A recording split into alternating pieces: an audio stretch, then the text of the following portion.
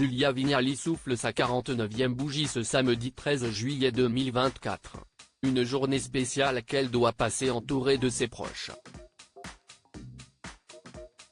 L'occasion pour nous de revenir sur le village où l'animatrice télé, Kad Merad et leurs enfants ont élu domicile. Loin de la capitale, le couple a investi dans une maison en Saône-et-Loire. Il s'agit d'une ancienne ferme en ruine qu'il rénove. Le village n'a pas été choisi au hasard, Julia Vignali et Kad Merad vivent là où ils se sont dit oui. Ils se sont mariés en novembre 2022, dans la plus grande discrétion et en très petit comité, dans le village de Mari. Interrogé par le magazine Pure People, le maire du village, Roger Burtin, semble heureux d'accueillir cette famille de stars. Je les vois de temps en temps. Ce sont de bons citoyens bien intégrés au village, a-t-il expliqué. La commune de moins de 250 habitants se situe à 15 km au sud-est de Montceau-les-Mines. Quand je remontais du sud par l'autoroute, en voyant le panneau Côte-Rôtie, je trouvais le paysage vallonné magnifique.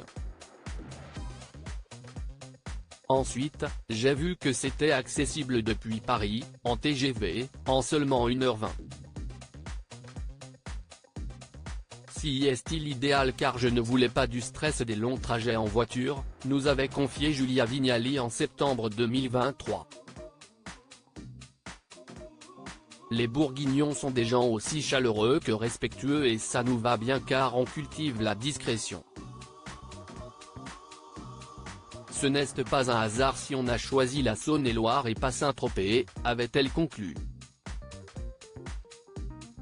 Julia Vignali, découvrez ses plus beaux looks faciles à reproduire au quotidien. Julia Vignali et Kad Merad victimes d'une escroquerie à 1,5 million d'euros à la suite de leur achat immobilier. Julia Vignali et Kad Merad auraient décidé de porter plainte contre une agence immobilière de Montceau-les-Mines, Saône-et-Loire, et une agence spécialisée dans la restauration du patrimoine, peut-on lire dans l'article du Parisien.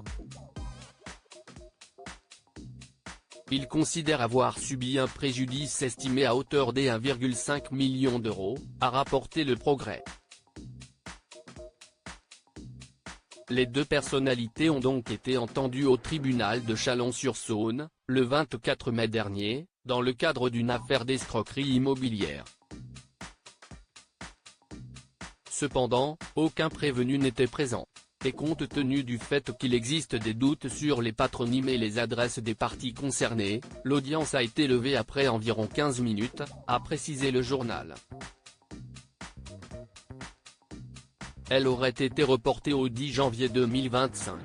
Article écrit en collaboration avec 6 Médias Crédit Photo, agence.